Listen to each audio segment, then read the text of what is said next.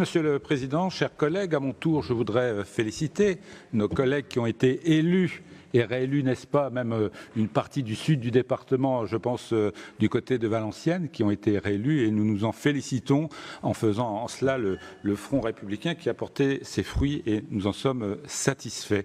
Je voudrais également, et j'en profite, saluer et remercier les collaborateurs du département qui œuvrent au quotidien dans des conditions de travail qui ne sont pas toujours évidentes, on le sait.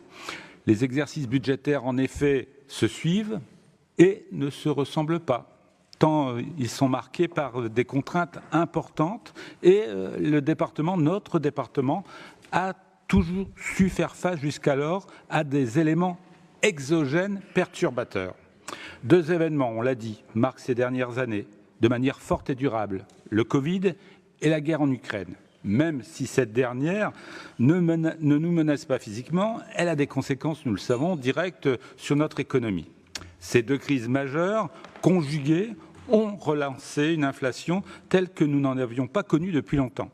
Hausse des coûts de l'énergie, des matériaux, de l'alimentation et plus généralement des services et des produits de consommation.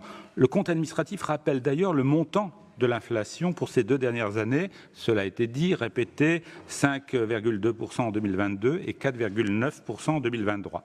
D'après l'INSEE, en avril dernier, les prix à la concurrence ont augmenté de 2,2% en un an, prouvant que l'inflation a bien ralenti et retrouve peut-être, supposons-le, un niveau supportable. Une bonne nouvelle qui ne doit pas masquer une réalité plus complexe avec des prix à la consommation et ceux dans les domaines qui restent malgré tout élevés.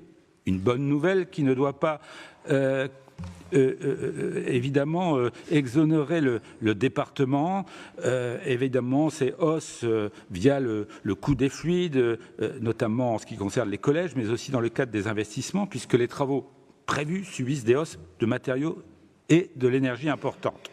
L'inflation a également des effets induits qui nous pénalisent et nous l'avons dit, je pense évidemment principalement aux droits de mutation à titre onéreux.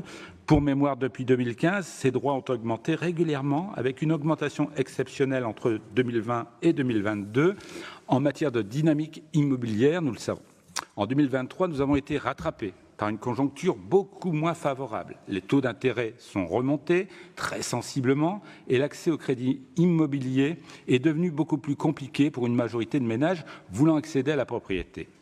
Lors du rapport d'orientation budgétaire puis du vote du budget 2024, notre vice-président aux Finances nous confiait avoir bon espoir de voir les taux baisser et le marché immobilier repartir.